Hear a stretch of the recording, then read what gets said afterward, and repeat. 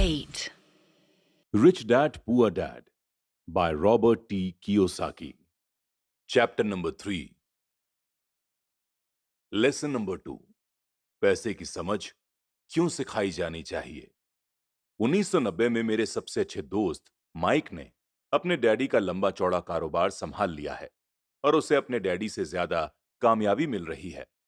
हम एक दूसरे से साल में एक दो बार गोल्फ कोर्स पर मिलते हैं। वो और उसकी पत्नी इतने ज्यादा अमीर हैं कि आप इसे इमेजिन भी नहीं कर सकते। अमीर डैडी का एम्पायर बहुत सेफ हैंड्स में है और अब माइक अपने बेटे को उसी तरह सिखा रहा है जिस तरह उसके डैडी ने हमें सिखाया था। 1994 में मैं 47 साल की उम्र में रिटायर हो गया और मेरी पत्नी किम उस वक्त 37 साल की थी। रिटायरमेंट का यह मतलब नहीं है कि हम काम नहीं करते या आगे काम नहीं करेंगे। इसका मतलब यह है कि जब तक कोई चमत्कार ही ना हो जाए तब तक हम काम करने या ना करने के लिए आजाद हैं। इसका कारण यह है कि हमारी दौलत अपने आप बढ़ती रहती है, इन्फ्लेशन के रेट से कहीं ज्यादा तेज रफ्तार से। मुझे लगता है कि आजादी इसी को कहते हैं। हमारी दौलत इतनी ज्यादा है कि यह अपने आप बढ़ सकती है। ये पेड़ लगाने की तरह है। आप सालों तक इसे पानी देते हैं और एक दिन इसे आपकी जरूरत नहीं रह जाती। इसकी जड़ें जमीन में काफी गहराई तक पहुंच जाती हैं। इसके बाद पेड़ आपके सुख के लिए छाया और फल देता है। माइक ने एम्पायर चलाने का ऑप्शन चुना और मैंने रिटायर होने का। जब भी मैं लोगों से बातें शुरू करता हूं, तो वो अक्सर मुझसे सलाह मांगते हैं कि उन्हें क्या करना चाहिए, शुरुआत कहां से और कैसे की जाए, आपकी नजर में कौन सी बुक अच्छी रहेगी। हम अपने बच्चों को ये सब कैसे सिखाएं? सक्सेस का सीक्रेट क्या है? मैं किस तरह करोड़ों रुपए कमा सकता हूं? ऐसे वक्त में मुझे हमेशा एक आर्टिकल की याद आती है जो यहां बताया जा रहा है।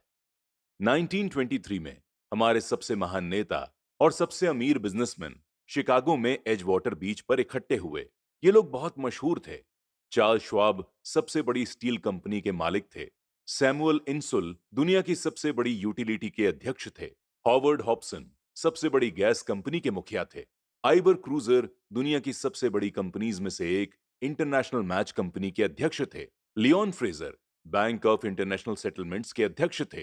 Richard Whitney New York Stock Exchange के मुखिया थे। आर्थर कॉटन और जेसी लिवरमोर सबसे बड़े दो स्टॉक स्पेक्युलेटर थे और अल्बर्ट फॉल प्रेसिडेंट हार्डिंग के कैबिनेट में मंत्री थे। 25 साल बाद इनमें से 9 लोगों का अंत इस तरह हुआ।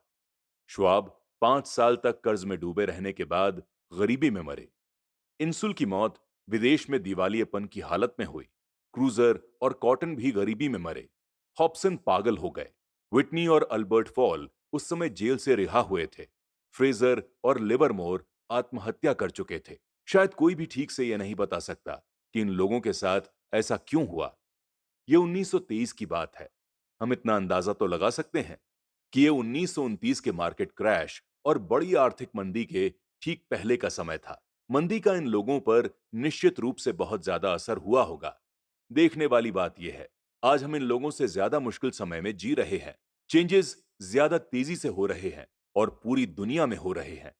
मुझे लगता है कि आने वाले 25 सालों में बहुत से ऐसे उतार चढ़ाव आएंगे जो इन लोगों द्वारा झेले गए उतार चढ़ावों की तरह ही होंगे।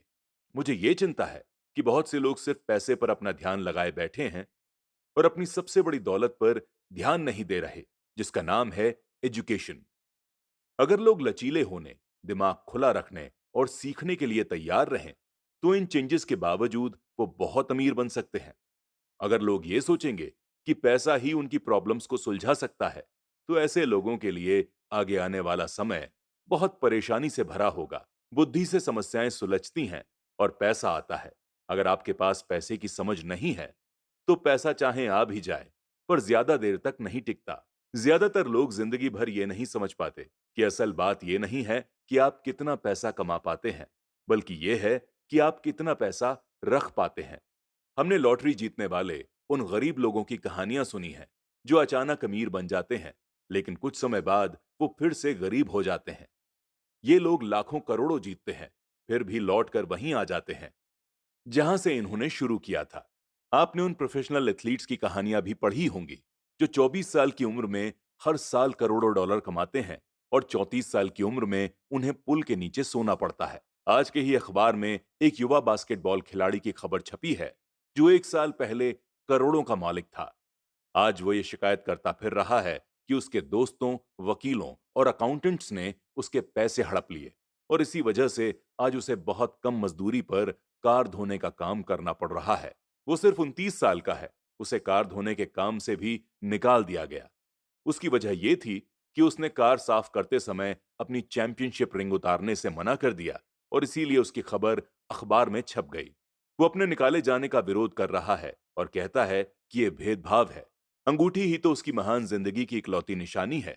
उसका कहना है कि अगर आप उसकी अंगूठी उतरवा लेंगे तो उसके पास जिंदा रहने का कोई सहारा नहीं बचेगा और वो मर जाएगा। 1997 में मैं ऐसे बहुत से लोगों को जानता हूं जो नए नए करोड़पति बन रहे हैं। एक बार फिर ये 1920 के उछाल वाले दशक की याद दिला देता है।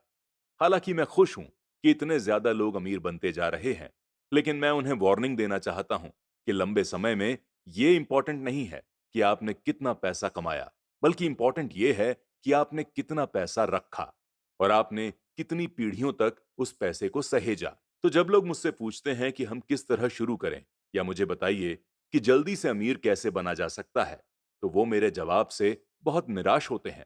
मैं उनसे सिर्फ यही कहता हूं जो मेरे अमीर डैडी ने मुझसे बचपन में कहा था।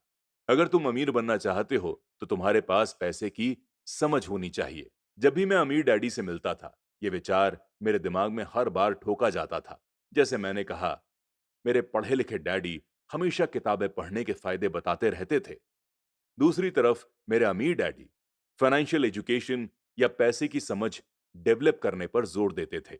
अगर आप एक एम्पायर स्टेट बिल्डिंग बनाने जा रहे हैं तो सबसे पहले आपको एक गहरा गड्ढा खोदना पड़ेगा और एक मजबूत नींव डालनी होगी। अगर आप किसी टाउन में एक घर बनाने जा रहे हैं तो आपको सिर्फ 6 इंच का कंक्रीट का स्लैब डालना होगा। ज्यादातर लोग अमीर बनने के चक्कर में 6 इंच के स्लैब पर एम्पायर स्टेट बिल्डिंग खड़ी करना चाहते हैं। हमारा स्कूल सिस्टम उस जमाने का है जब खेती किसानी ही इकोनॉमी का बेस हुआ करती थी। आज भी ये बिना नींव के घरों में भरोसा करता है। धूल का फर्श आज भी पॉपुलर है। इसीलिए स्कूल से निकलने वाले बच्चों की कोई इकोनॉमिकल नींव नहीं होती। एक दिन जब उन्हें नींद नहीं आती और वे कर्जे में डूब जाते हैं तो वे अमेरिकी सपने को देखते हैं और ये फैसला करते हैं कि पैसे की जो समस्या उनके सामने खड़ी है उसे अमीर होकर ही सुलझाया जा सकता है। इमारत बनना शुरू हो जाती है। ये तेजी से ऊपर बढ़ती है और जल्द ही एम्पायर स्टेट बिल्डिंग के बजाय हमारे पास सबर्बिया का लीनिंग टॉवर होता है। हमारी रातों की नींद एक बार फिर उड़ जाती है। माइक और मेरे लिए दोनों ही ऑप्शन पॉसिबल थे क्योंकि हमारी आर्थिक नींव मजबूत थी और पैसे की समझ हमें बचपन से ही सिखाई गई थी। देखा जाए तो अकाउंटिंग शायद दुनिया का सबसे बोरिंग सब्जेक्ट है।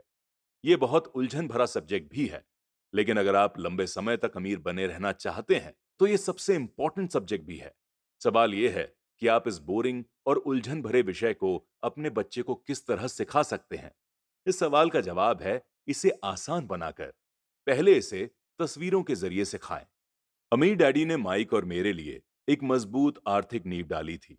क्योंकि हम लोग छोटे बच्चे थे, इसीलिए उन्होंने हमें सिखाने का एक आसान तरीका इजाद किया। सालों तक वो केवल चित्र बनाते रहे और उनके साथ शब्दों का इस्तेमाल करके हमें समझाते रहे।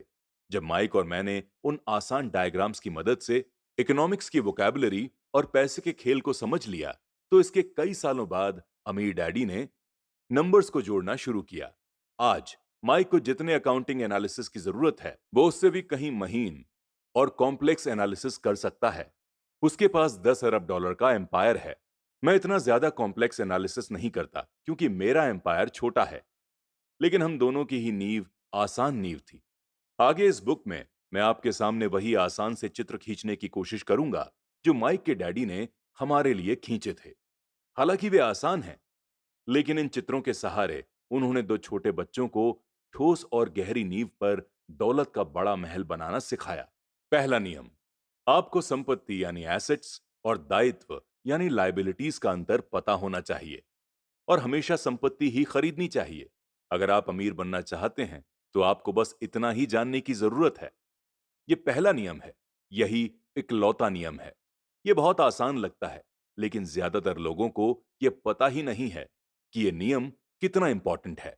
ज्यादातर लोग पैसे की प्रॉब्लम्स में सिर्फ इसलिए उलझे रहते हैं क्योंकि उन्हें यह पता ही नहीं होता कि एसेट्स और लाइबिलिटीज में क्या फर्क होता है। अमीर लोग एसेट्स इकट्ठी करते हैं, गरीब और मिडिल क्लास लोग लाइबिलिटीज इकट्ठी करते हैं। और मजे की बात यह है कि उन लोगों को यह लगता है कि वो एसेट्स इकट्ठी कर रहे हैं। जब अमीर डैडी ने मुझे और माइक को यह बताया तो हमने सोचा कि वो मजाक कर रहे हैं। हम दो बच्चे अमीर बनने का रहस्य जानने के लिए इतने हैरान परेशान थे, जबकि उसका जवाब इतना आसान था। ये इतना ज्यादा आसान था कि हमें इस बात पर सोचने के लिए बहुत देर तक ठहरना पड़ा। एसेट्स क्या होती है? माइक ने पूछा। अभी उस बारे में चिंता मत करो, अमीर डैडी ने कहा। अभी सिर्फ इस विचार को अपने दिमाग में घुस जाने दो। अगर तुम इसे आसानी से समझ सकते हो तो तुम्हारी जिंदगी की एक योजना होगी और तुम्हें जिंदगी भर पैसे की कभी दिक्कत नहीं आएगी। यह आसान है, इसीलिए इसे अनदेखा किया जाता है। आपका मतलब है कि हमें बस इतना ही जानने की जरूरत है कि एसेट क्या है, और यह जानने के बाद हम उसे हासिल कर लें और अमीर बन जाएं? मैंने पूछा। अमीर डैडी ने हामी भरी। हाँ, ये इतना ही आसान है। अगर ये इतना आसान है तो फिर हर आदमी अमीर क्यों नहीं बन जाता? मैंने पूछा। अमीर डैडी मुस्कुराए। क्योंकि लोग संपत्ति और दायित्व यानी एसेट्स और लाइबिलिटीज में फर्क नहीं कर पाते। मुझे याद है कि मैंने पूछा था, अडल्ट लोग इतने बेवकूफ कैसे हो सकते हैं? अगर ये इतना आसान है और इतना इंपॉर्टेंट है तो हर कोई इसे जानना या खोजना क्यों नहीं चाहता? एसेट्स और लाइबिलिटीज क्या होते हैं, ये समझाने में अमीर डैडी को बस कुछ ही मिनट लगे। बड़े लोगों को ये नियम समझाने में मुझे बहुत कठिनाई होती है। क्यों? क्योंकि बड़े लोग ज्यादा स्मार्ट होते हैं। मैंने अक्सर देखा है कि ज्यादातर लोग आसान विचारों को नहीं समझ पाते। इसका कारण यह है कि उनकी एजुकेशन अलग तरह से हुई है। उन्हें दूसरे प्रोफेशनल्स ने पढ़ाया है, जैसे bankers, accountants, real estate agents, financial planners वगैरह वगैरह। ज्यादातर बड़े लोगों के सामने मुश्किल ये होती है कि उन्हें बहुत कुछ भूलना पड़ता है और फिर एक बार बच्चा बनना पड़ता है। एक समझदार अडल्ट को अक्सर ऐसा लगता है कि आसान परिभाषाओं पर ध्यान देना बेवकूफी होगी। अमीर डैडी किस सिद्धांत पर यकीन करते थे? कीप इट सिंपल स्टूपिड, या फिर कीप इट सिंपल सिली। इसीलिए वो हम दोनों छोटे बच्चों के सबक को आसान बनाते थे और इस तरह उन्होंने हमारी पैसे की नींव को ज्यादा मजबूत बना दिया। तो दिक्कत या उलझन किस बात से आती है, या इतनी आसान चीज किस तरह मुश्किल बन जाती है?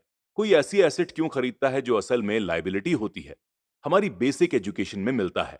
हम लिटरेसी शब्द पर ध्यान देते हैं और पैसे की लिटरेसी को अनदेखा कर देते हैं।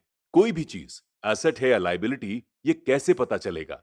अगर आप सचमुच झंझट में फंसना चाहें तो इन शब्दों को डिक्शनरी में देख लें।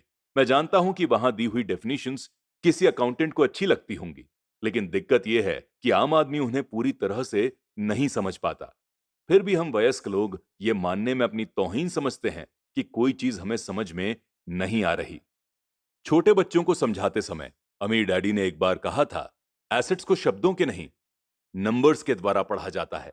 और अगर आप नंबर्स को नहीं पढ़ सकते तो आपको एसेट्स और जमीन में खुदे गड्ढे में कोई फर्क महसूस नहीं होगा। अकाउंटिंग में नंबर्स इंपॉर्टेंट नहीं है, इंपॉर्टेंट वो बात है जो नंबर्स आपको बता रहे हैं। ये शब्दों की तरह ही होता है। शब्द इंपॉर्टेंट नहीं होते, इंपॉर्टेंट वो बात होती है जो शब्दों के जरिए बताई जाती है। कई लोग पढ़ते हैं, बहुत ज्यादा समझ नहीं पाते। ये रीडिंग कॉम्प्रिहेंशन या पढ़े हुए को समझने की काबिलियत होती है, और इस फील्ड में हम सबकी अलग अलग काबिलियत होती है। एग्जाम्पल के लिए, मैंने हाल ही में एक नया वीसीआर खरीदा। इसके साथ इंस्ट्रक्शन बुकलेट भी थी जिसमें समझाया गया था कि अपने वीसीआर को किस तरह प्रोग्राम किया जाता है। मैं शुक्रवार की शाम को आने वाले अपने फेवरेट टीवी शोज को रिकॉर्ड करना चाहता था, पर उस इंस्ट्रक्शन बुकलेट को पढ़ते पढ़ते मैं पागल हो गया। मुझे दुनिया में कोई भी काम इतना मुश्किल नहीं लग रहा था जितना कि अपने वीसीआर को प्रोग्राम करना। मैं शब्दों को पढ़ सकता था, लेकिन इसके बावजूद मुझे समझ में कुछ नहीं आ रहा था।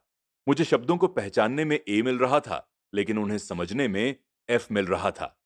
और यही ज्यादातर लोगों के साथ पैसे के मामले में होता है। अगर आप अमीर बनना चाहते हैं तो आपको नंबर्स को पढ़ना और उन्हें समझना आना चाहिए। मैंने अपने अमीर डैडी से ये बात हजारों बार सुनी है, और मैंने ये भी सुना है, अमीर लोग एसेट्स इकट्ठी करते हैं और गरीब और मिडिल क्लास लोग लाइबिलिटीज इकट्ठी करते हैं। यहां बताने का मतलब यह है कि एसेट और लाइबिलिटी में क्या फर्क होता है। ज्यादातर अकाउंटेंट और फाइनेंशियल प्रोफेशनल्स डेफिनेशन पर आपस में सहमत नहीं होते, लेकिन एक आसान सा चित्र या एक छोटा सा ज्योमेट्रिक डायग्राम दो छोटे बच्चों के लिए एक मजबूत फाइनेंशियल नींव डालने में बड़े काम आ सकता है।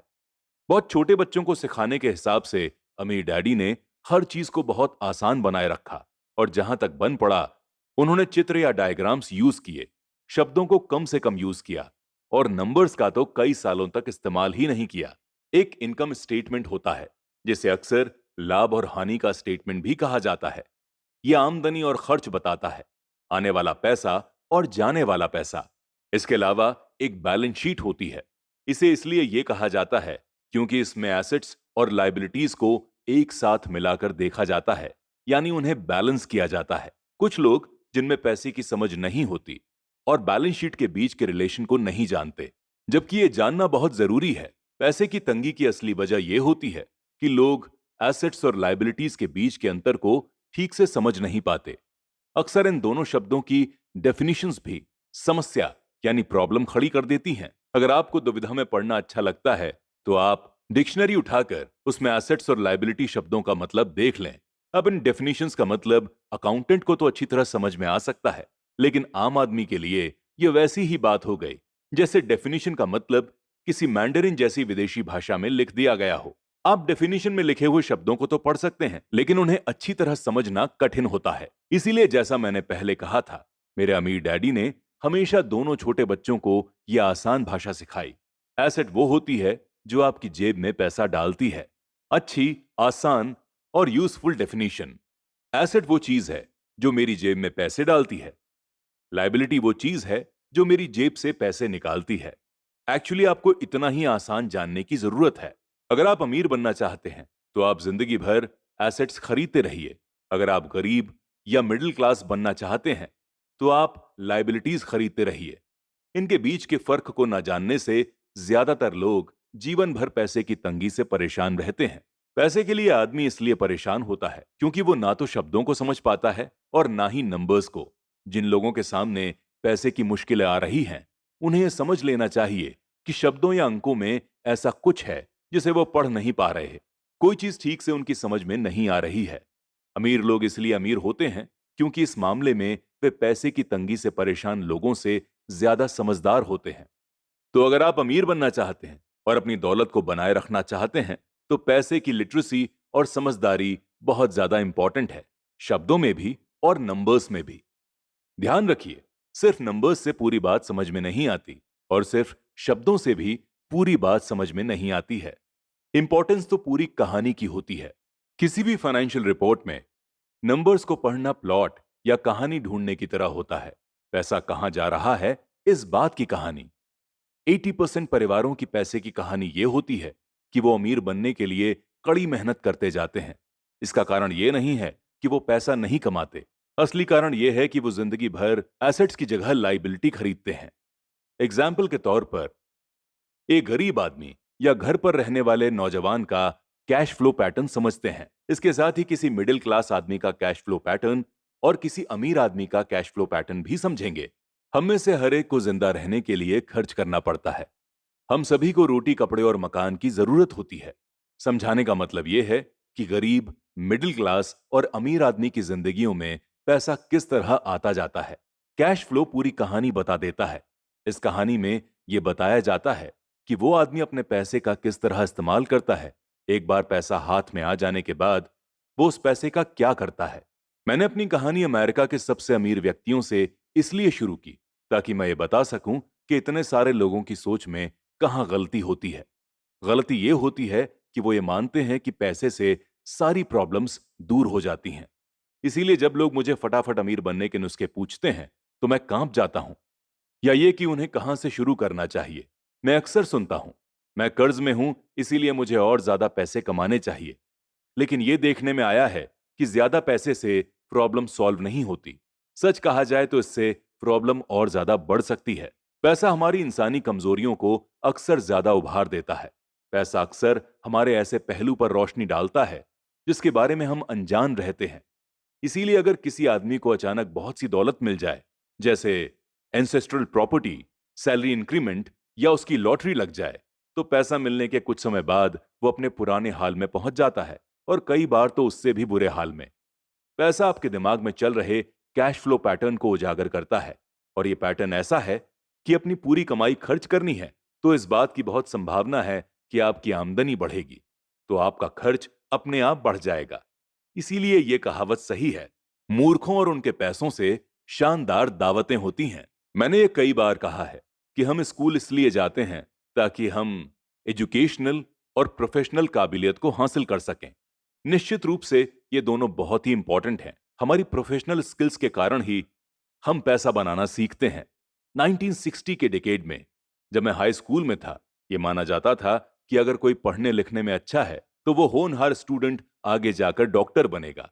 अक्सर उस बच्चे से यह नहीं पूछा जाता था कि क्या वो डॉक्टर बनना चाहेगा, ये मान लिया जाता था। इसका कारण यह था कि इस धंधे में सबसे ज्यादा पैसा नजर आता था। आज डॉक्टर्स के सामने पैसे के बहुत से प्रॉब्लम्स हैं जो भगवान न करे किसी और के सामने हो।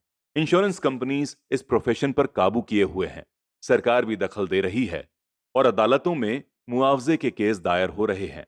इसीलिए बच्चे बास्केटबॉल स्टार बनना चाहते हैं, टाइगर वुड्स की तरह गोल्फर बनना चाहते हैं, कंप्यूटर एक्सपर्ट बनना चाहते हैं, movie star, rock star, beauty queen या वॉल स्ट्रीट पर ट्रेडर बनना चाहते हैं। इसलिए क्योंकि अब दौलत, शोहरत और इज्जत इन्हीं जगहों पर है। इसी कारण स्कूल में बच्चों को अच्छा पढ़ने के लिए इंस्पायर करना मुश्किल हो गया है। वो जानते हैं कि प्रोफेशनल सक्सेस का आपकी एजुकेशनल सक्सेस से कोई सीधा संबंध नहीं है, जैसा कभी हुआ करता था। क्योंकि स्टूडेंट्स में स्कूल को छोड़ते समय पैसे की कोई समझ नहीं होती, इसीलिए करोड़ों पढ़े लिखे लोग अपने कारोबार में तो सफल हो जाते हैं, लेकिन बाद में वो पैसे की तंगी से जूझते रहते हैं। वो और ज्यादा मेहनत करते हैं, लेकिन अपनी प्रॉब्लम से जीत नहीं पाते। उनकी एजुकेशन में कमी ये नहीं है कि उन्हें पैसा कमाना नहीं सिखाया गया, बल्कि ये है कि उन्हें पैसा खर्च करने का तरीका नहीं सिखाया गया। पैसा बनाने के बाद उसका किस तरह इस्तेमाल किया जाए, उसे किस तरह संभाला जाए, इसे पैसे की समझ कहा जाता है।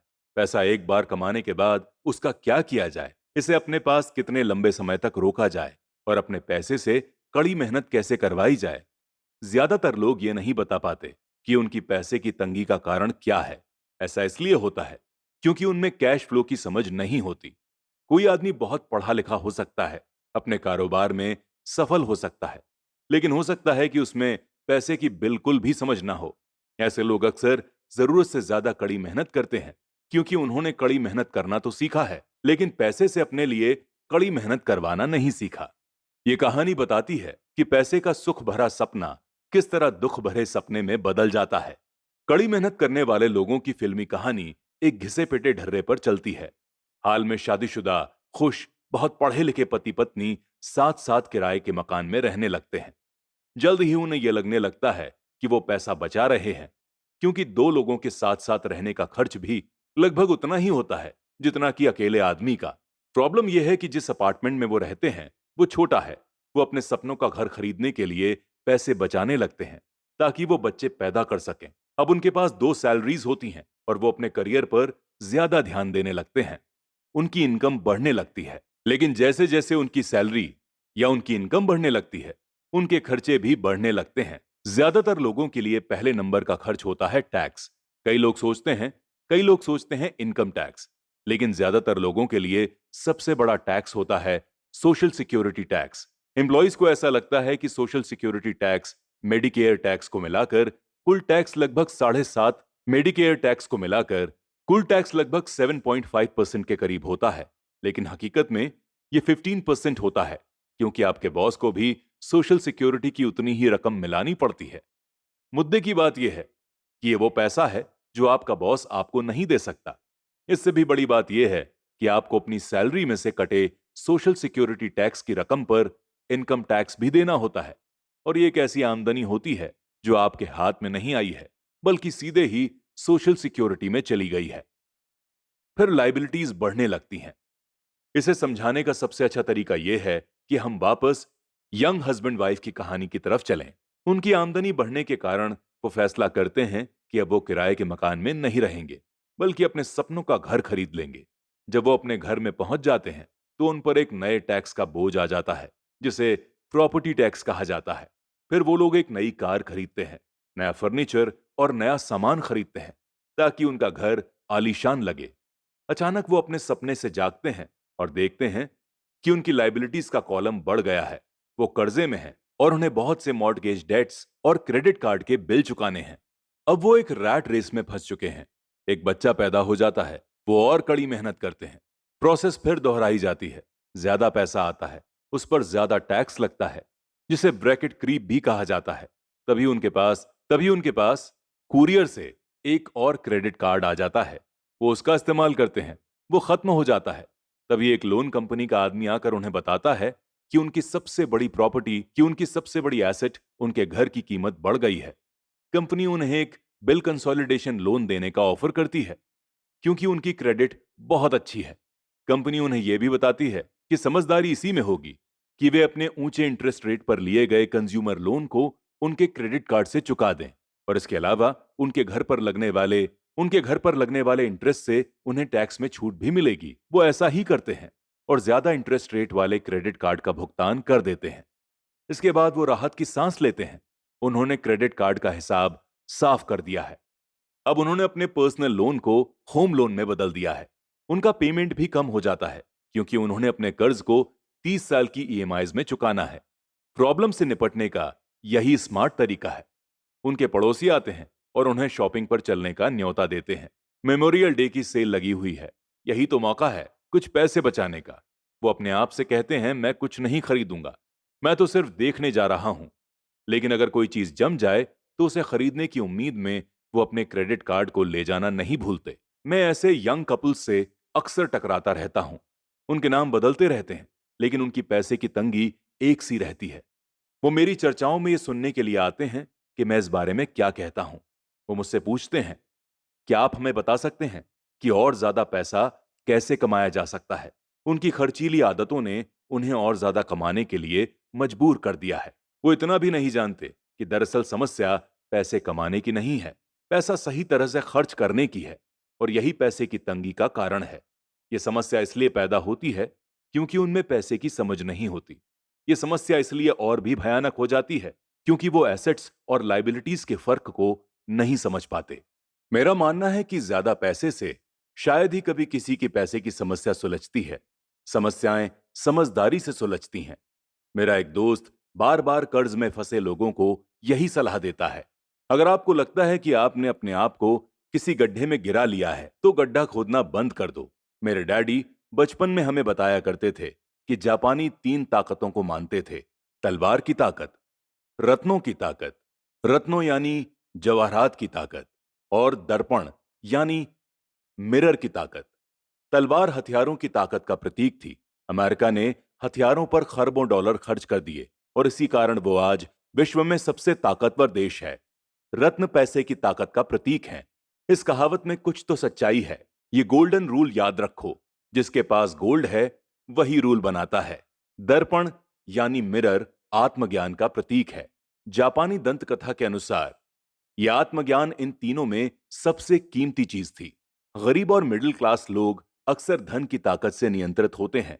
वो सुबह सुबह उठकर कड़ी मेहनत करने यानी नौकरी करने चले जाते हैं और खुद से ये तक नहीं पूछते कि क्या ऐसा करना समझदारी है। पैसे की समझ ना होने के कारण ज्यादातर लोग पैसे की डरावनी ताकत को ये इजाजत दे देते हैं कि वो उन्हें काबू में कर ले।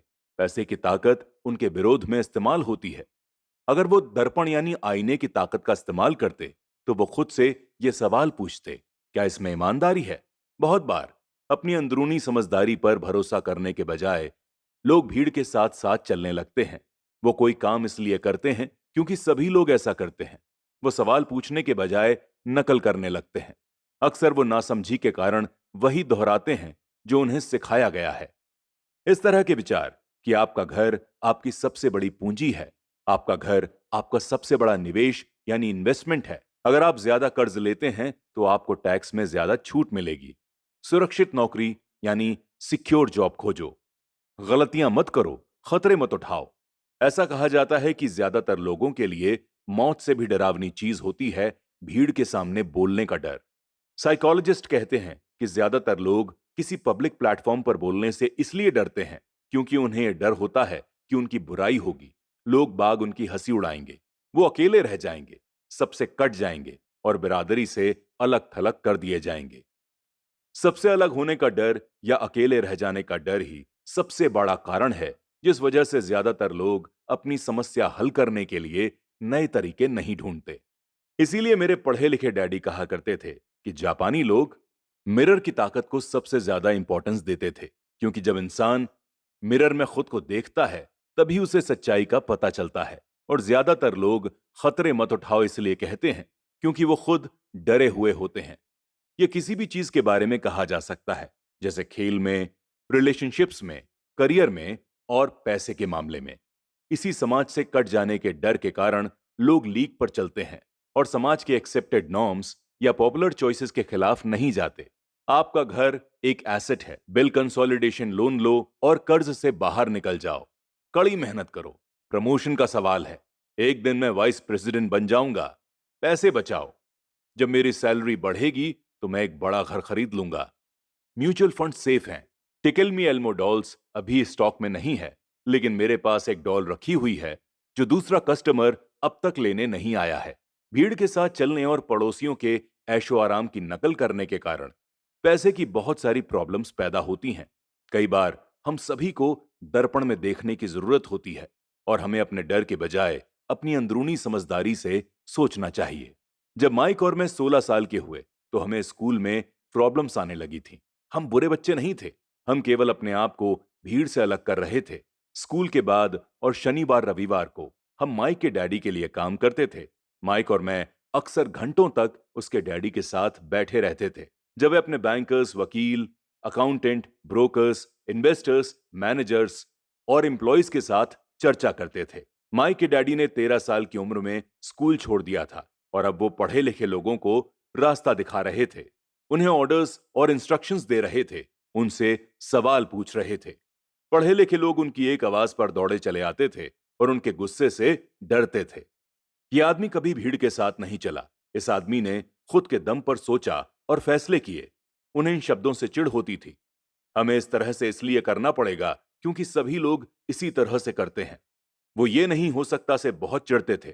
अगर आप उनसे कोई काम करवाना चाहते थे तो आपको बस इतना ही कहना था, मुझे लगता है कि आप इसे नहीं कर सकते। माइक और मैं उनके साथ रहकर जितना सीखे उतना हमने स्कूल में बिताए सालों में कभी नहीं सीखा, कॉलेज में भी नहीं। माइक के डैडी के पास स्कूल की एजुकेशन तो नहीं थी, लेकिन उनके पास पैसे की एजुकेशन थी और इसी वजह से वो काफी सफल थे। वो हमें बार बार बताया करते थे, एक समझदार आदमी अपने से ज्यादा समझदार लोगों को नौकरी पर रख सकता है। इसीलिए माइक और मुझे समझदार लोगों की बातें सुनने और उनसे सीखने का बेनिफिट मिला। लेकिन इसके कारण माइक और मैं दोनों ही उस सोशल नॉर्म के साथ नहीं चल पाए जो हमारे टीचर्स हमें सिखाते थे और इस वजह से कई प्रॉब्लम्स पैदा हो गईं। जब कोई टीचर कहता था, अगर तुम्हें अच्छे नंबर नहीं मिलते हैं तो तुम दुनिया में कुछ नहीं कर सकते, तो माइक और मैं अपनी भौहें चढ़ा लेते थे। जब हमें घिसे पिटे ढर्रे पर चलने को कहा जाता और रूल्स का एज इट इज पालन करना सिखाया जाता तो हमें यह लगता कि स्कूली एजुकेशन दरअसल हमारी क्रिएटिविटी का गला घोंट देती है। हम अमीर डैडी की ये बात समझने लगे थे कि स्कूलों को इसलिए बनाया गया है ताकि वहां अच्छे एम्प्लॉय तैयार हो सकें, ना कि अच्छे मालिक।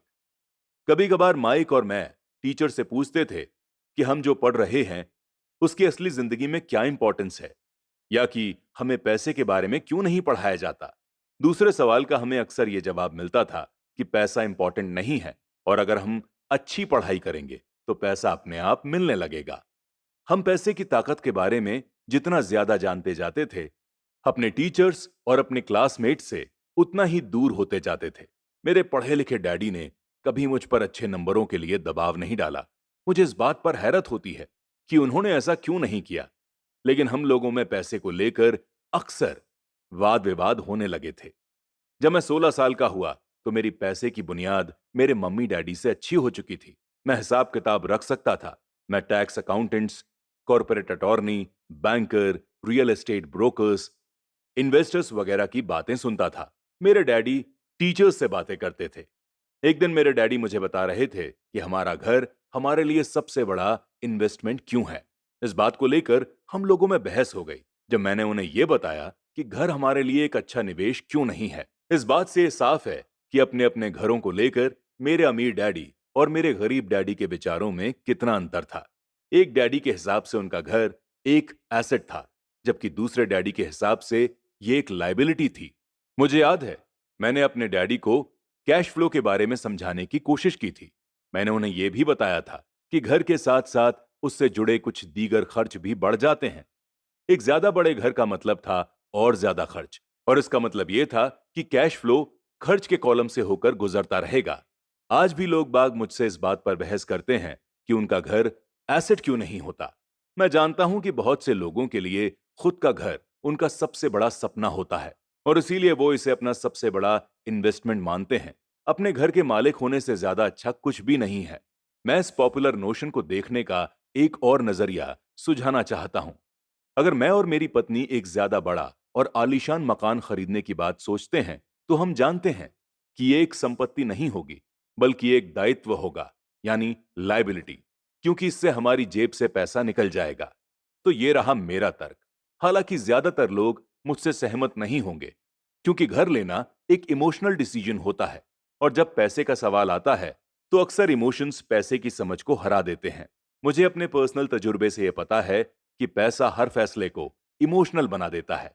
पहली बात, जब घर की बात आती है तो मैं ये बताना चाहता हूं कि ज्यादातर लोग उस घर की कीमत चुकाने के लिए जिंदगी भर काम करते हैं, जिसके वे कभी पूरी तरह मालिक नहीं होते। दूसरे शब्दों में, ज्यादातर लोग एक घर खरीदने के कुछ सालों बाद दूसरा घर खरीदते हैं, और हर बार पहले मकान के लिए जो कर्ज वो लेते हैं, उस पर उनके पास हर बार फिर से 30 साल का नया कर्ज हो जाता है। दूसरी बात, हालांकि लोगों को मॉर्टगेज पेमेंट पर इंटरेस्ट के लिए टैक्स में छूट मिलती है, लेकिन वो अपने दीगर खर्चों के लिए टैक्स के बाद मिलने वाले डॉलर्स का उपयोग करते हैं, अपनी मॉर्टगेज पूरी तरह से चुकाने के बाद भी। तीसरी बात, प्रॉपर्टी टैक्स। मेरी पत्नी के मम्मी डैडी को धक्का लगा जब उनके घर का प्रॉपर्टी टैक्स $1000 पर मंथ पहुंच गया। ये तब हुआ जब वो रिटायर हो चुके थे, और इस बढ़ोतरी से उनके रिटायरमेंट के बाद का बजट गड़बड़ा गया और उन्हें मजबूरन मकान बदलना पड़ा। चौथी बात ये कि घर की कीमत हमेशा नहीं बढ़ती। मेरे कुछ दोस्त हैं जिन्होंने अपने घर के लिए कर्ज लिया था। उन्हें $10 लाख से भी ज्यादा का कर्ज चुकाना है, पर आज उस घर की कीमत $7 लाख से ज्यादा नहीं है। पांचवी बात, सबसे बड़े नुकसान अवसर गंवाने की वजह से होते हैं। अगर आपका सारा पैसा मकान में फंसा रहता है, तो आपको ज्यादा कड़ी मेहनत करनी पड़ती है ताकि आपका खर्चा चलता रहे। इस दौरान आपके एसेट वाले कॉलम में कोई बढ़ोतरी नहीं होती। अगर एक यंग कपल शुरुआत में ही अपना पैसा एसेट वाले कॉलम में लगाएं, तो उनके आगे के साल आराम से गुजरेंगे, खासकर उस समय जब वो अपने बच्चों को कॉलेज में भेजेंगे। इस दौरान उनकी प्रॉपर्टी भी बढ़ जाएगी और उनके खर्चे भी आराम से चलते रहेंगे। अक्सर ऐसा होता है कि आपका घर आपके बढ़ते हुए खर्च के भुगतान के लिए होम इक्विटी लोन का साधन बन जाता है। इन शॉर्ट, अपना घर खरीदने का फैसला बहुत खर्चीला पड़ता है।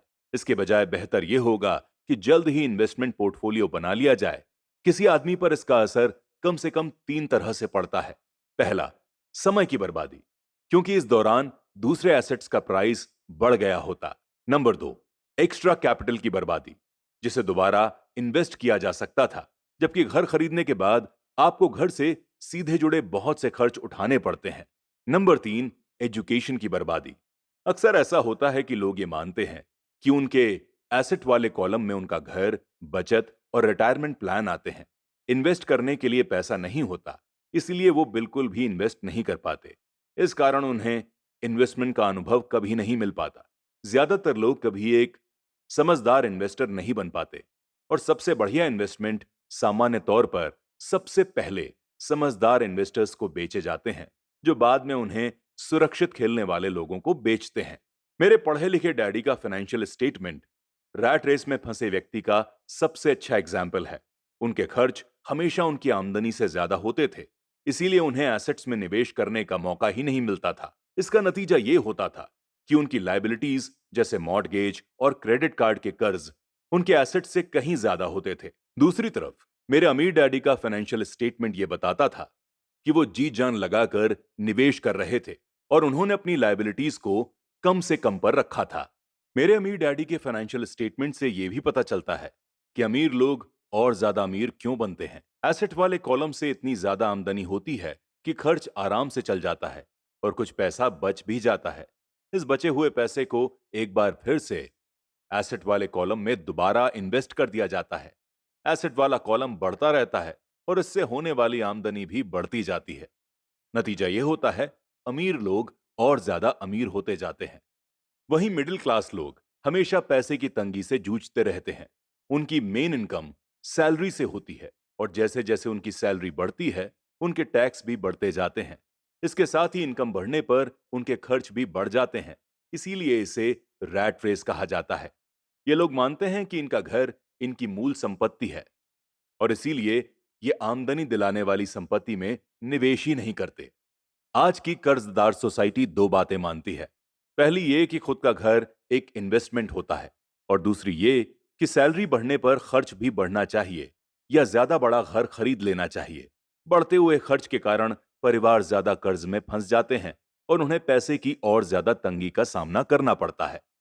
हालांकि वो अपनी नौकरियों में लगातार तरक्की कर रहे हैं और उनकी तनख्वाह लगातार बढ़ती जा रही है। इसे हाई रिस्क लिविंग या बहुत जोखिम भरी लाइफस्टाइल कहा जा सकता है और इसका कारण यह है कि ऐसे लोगों में पैसे की समझ नहीं होती। 1990 के डेकेड में नौकरियों में भारी कटौती से यह बात पता चली थी कि मिडिल क्लास पैसे के मामले में कितना इनसिक्योर है। अचानक कंपनी पेंशन प्लान की जगह पर 401 के प्लान आ गए हैं। सोशल सिक्योरिटी निश्चित रूप से संकट में है और इसे रिटायरमेंट का सहारा नहीं बनाया जा सकता। मिडिल क्लास में घबराहट का माहौल पैदा हो गया है। आज एक अच्छी बात यह है कि ज्यादातर लोग ये बातें समझते हैं और इसीलिए उन्होंने म्यूचुअल फंड्स खरीदना शुरू कर दिया है। इन्वेस्टमेंट में हुई बढ़ोतरी के कारण ही हमने स्टॉक मार्केट में इतनी तेजी देखी है।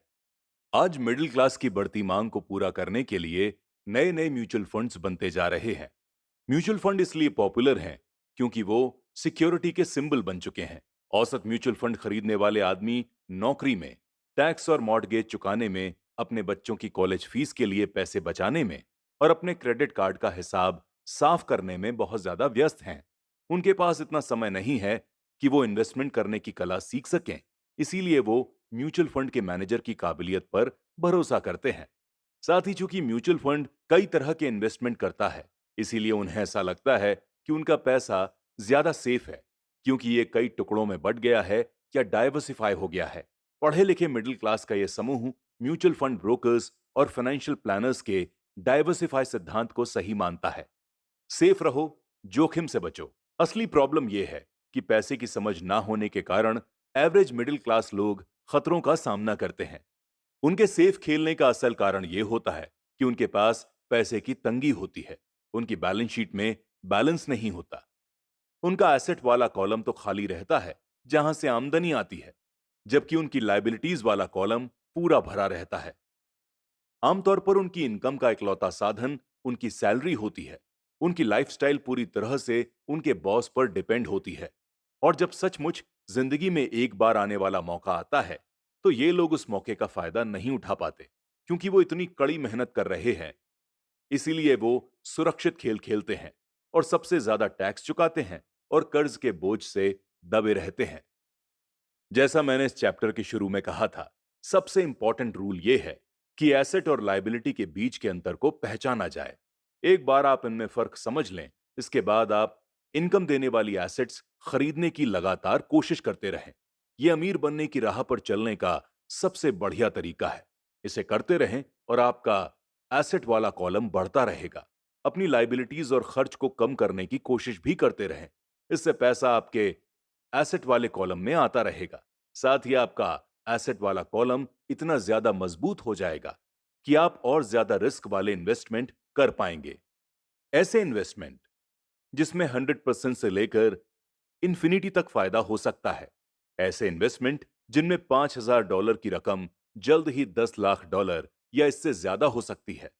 ऐसे इन्वेस्टमेंट जिन्हें मिडिल क्लास बहुत ही ज्यादा रिस्क वाला मानते हैं। इन्वेस्टमेंट कभी रिस्क वाला नहीं होता। यह उस व्यक्ति की पैसे की नासमझी है, फाइनेंशियल इलिटरेसी है, जो उसे बहुत ज्यादा रिस्क वाला बना देती है। अगर आप वही करते हैं जो सभी लोग करते हैं, तो आपको वही मिलेगा जो सबको मिलता है। एक एम्प्लॉय होने के नाते, जो घर का मालिक भी है, आपकी नौकरी का पैटर्न नॉर्मली ये होता है। पहला, आप किसी के लिए काम करते हैं। तनख्वाह पर काम करने वाले ज्यादातर लोग मालिक को या शेयर होल्डर्स को ज्यादा अमीर बना रहे हैं। आपकी कोशिशों, मेहनत, सफलता से दरअसल आपका मालिक सफल होता है और उसके रिटायरमेंट में मदद मिलती है। दूसरी बात, आप सरकार के लिए काम करते हैं। आप इसे देख पाएं, इससे पहले ही सरकार आपकी सैलरी में से अपना हिस्सा काट लेती है। ज्यादा कड़ी मेहनत करके आप सरकार को देने वाले टैक्स में बढ़ोतरी करते हैं। ज्यादातर लोग जनवरी से मई तक सिर्फ सरकार के लिए काम करते हैं। तीसरी बात, आप बैंक के लिए काम करते हैं। टैक्स चुकाने के बाद आपका सबसे बड़ा खर्च आमतौर पर अपना मॉर्टगेज और क्रेडिट कार्ड का कर्ज चुकाना होता है।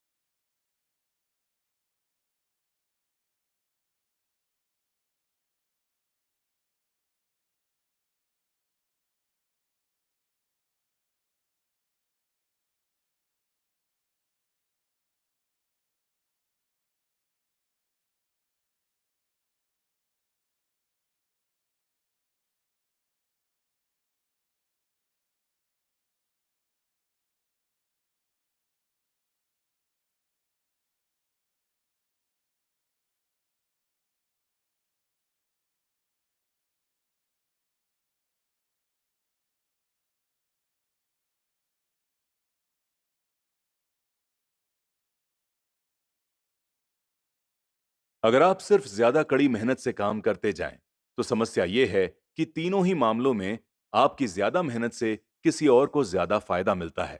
आपको ये सीखना चाहिए कि आपकी ज्यादा मेहनत से किस तरह आपको और आपके परिवार को सीधा फायदा मिल सकता है। अगर आप ये फैसला कर भी लें कि आप अपने काम से काम रखेंगे, फिर भी आपको ये नहीं पता होता कि आपके लक्ष्यों को किस तरह से निर्धारित किया जाए। ज्यादातर लोग अपने प्रोफेशन को बनाए रखना चाहते हैं और अपनी सैलरी के सहारे ही एसेट्स बनाना चाहते हैं। जब उनकी एसेट्स बढ़ती हैं, तो वो किस तरह अपनी सफलता का आंकलन करते हैं। कब कोई आदमी ये महसूस करता है कि वो अमीर है, कि उसके पास दौलत है। एसेट्स और लाइबिलिटीज की मेरी अपनी डेफिनेशंस की तरह ही दौलत के बारे में भी मेरी अपनी डेफिनेशन है। दरअसल मैंने इसे बकमिंस्टर फुलर नामक व्यक्ति से सीखा है और कुछ लोग उसे एक जीता जागता जीनियस मानते हैं। सालों पहले सभी आर्किटेक्ट इसलिए हैरान हो गए थे क्योंकि उसने 1961 में जियोडेसिक डोम के पेटेंट के लिए अप्लाई किया था और उस एप्लीकेशन में फुलर ने दौलत के बारे में भी कुछ कहा था। पहले तो उसका ठीक ठाक मतलब समझ में नहीं आया, लेकिन उसे कई बार पढ़ने के बाद इसका मतलब समझ में आने लगा। दौलत किसी आदमी की वो एबिलिटी है जिसके सहारे वो आगे आने वाले इतने दिनों तक जिंदा रह सकता है। यानी अगर मैं आज काम करना बंद कर दूं, तो मैं कितने समय तक जिंदा रह सकता हूं। ये नेटवर्थ की तरह नहीं है, जो आपकी एसेट और लाइबिलिटी के बीच का अंतर है। हर व्यक्ति को लगता है कि उसके पास जो सामान है वो बहुत कीमती है, लेकिन इस डेफिनेशन से सही आकलन किया जा सकता है। मैं अब आकलन कर सकता हूं और सचमुच जानता हूं कि फाइनेंशियली आजाद होने के मेरे लक्ष्य के रेफरेंस में मैंने कितनी तरक्की कर ली है। हालांकि नेटवर्थ में ऐसी चीजें भी आ जाती हैं जिनसे पैसा नहीं आता, जैसे वो चीज जो आपके गराज में खड़ी है। दौलत का सीधा सा हिसाब यह है कि आपका पैसा कितना पैसा बना रहा है और इसीलिए आप फाइनेंशियली कितने दिनों तक जिंदा रह सकते हैं। दौलत दरअसल एसेट्स के कॉलम की कैश फ्लो के लाइबिलिटीज वाले कॉलम के साथ कंपैरिजन है। एक एग्जाम्पल लें, ये कहें कि मेरे पास हर महीने में एसेट्स वाले कॉलम में $1000 का कैश फ्लो है और मेरा खर्च हर महीने $2000 है। मेरे पास कितनी दौलत है? अब हम बकमिंस्टर फुलर की डेफिनेशन की तरफ चलें। उनकी डेफिनेशन के हिसाब से मैं कितने दिनों तक जिंदा रह सकता हूं। अगर हम एक महीने में 30 दिन मान लें, तो इस डेफिनेशन के हिसाब से मैं 15 दिन तक जिंदा रह सकता हूं। जब मैं अपनी एसेट से हर महीने $2000 का कैश फ्लो हासिल करने लग जाऊंगा, तो मैं दौलतमंद हो जाऊंगा। हालांकि मैं अमीर नहीं हूं, लेकिन मैं दौलतमंद जरूर हूं। हर महीने मेरी एसेट से मुझे जो इनकम मिलती है, वो मेरे महीने भर के खर्च के लिए काफी होती है। अगर मैं अपने खर्च को बढ़ाना चाहता हूं, तो मुझे इसके पहले अपनी एसेट से आने वाले कैश फ्लो को बढ़ाना होगा। ये ध्यान रखें कि इस पॉइंट पर मैं अपनी सैलरी पर बिल्कुल भी डिपेंड नहीं हूं।